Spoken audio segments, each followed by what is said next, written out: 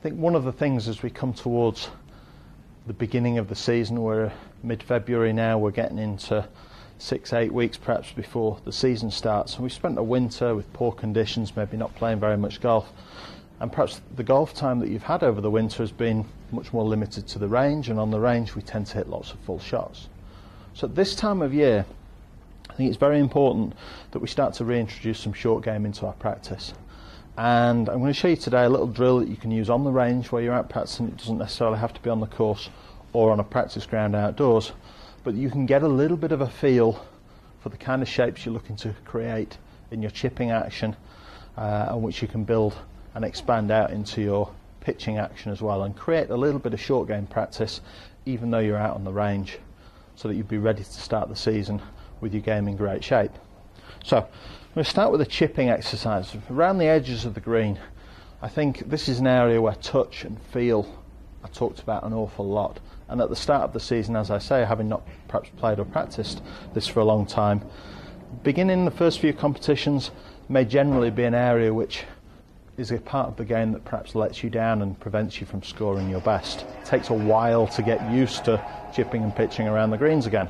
So one of the big faults that we see when players are trying to just hit a short chip, maybe from 5-10 steps off the edge of the green, playing more of a chip and run kind of shot, is using the hands a lot. If you're a player who, especially when you're chipping with a little bit of loft, perhaps a pitching wedge or even a sand wedge or a gap wedge, you're trying to play a little soft chip shot around the edges of the green, if you've got too much hand action going on down at the bottom, it's very difficult to deliver the club consistently into the back of the ball. You'll tend to hit a lot of shots thin and fat, stub them in front of you, or blade them over the other side of the green. So the drill I'm going to show you concentrates on achieving two things. Firstly, we need a shallow angle of attack. It's like the wedge is travelling on a saucer. The less we use the wrists, the less we get this steep upward backswing and potentially a steeper angle of attack. So we need a nice shallow angle of attack.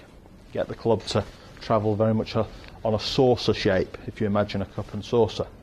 The second thing is the lead arm has to be in control. We don't want this lead arm collapsing or breaking. So if you're someone who struggles with these short chip shots, especially with distance control or strike, try hitting a couple of shots on the range with your hands the wrong way round.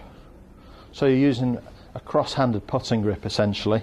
Okay, doesn't matter what you do with your fingers at the back, whether it's a baseball grip or you overlap a finger, whatever's comfortable, but the key is that your glove hand, the lead hand, is the bottom one. Now this is going to feel really weird and really awkward, and it's not an exercise that relates to how you actually hit the ball. The purpose of the drill is not necessarily to hit great shots with it, or even necessarily hit shots to a target. The purpose of the drill is to create a feel where, firstly, with your hands the wrong way around, it's very difficult to lift the club up in the air. The wrists don't want to hinge that way. So it creates a wider, shallower arc for the club to travel on.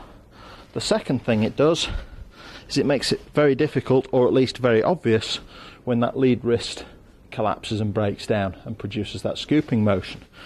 So if you can hit a couple of shots, shaft slightly forward, glove hand, your lead hand low on the handle, and just feel yourself hit a couple of little chip shots, and you might only hit it 5 or 10 feet, 5 or 10 steps off the front of the range here, but it's a great way just to feel a nice crisp strike on the club face.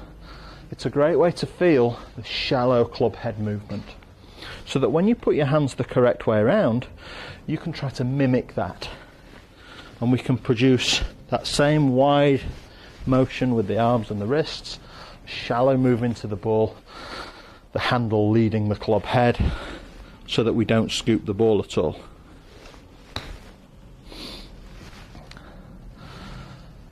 Try this drill on the range. I think it's something that even if you spend 5 balls out of a basket just chipping a couple in front of you with this drill, and then 1 or 2 with your hands the normal way around, you'll find the strike on the club face improves. You won't catch the mat earlier on the grass, take a divot before the ball, and it'll certainly help you get some control over that thin shot as well. So left hand low, nice shallow angle of attack, club handle slightly forwards, guaranteed to improve your chipping.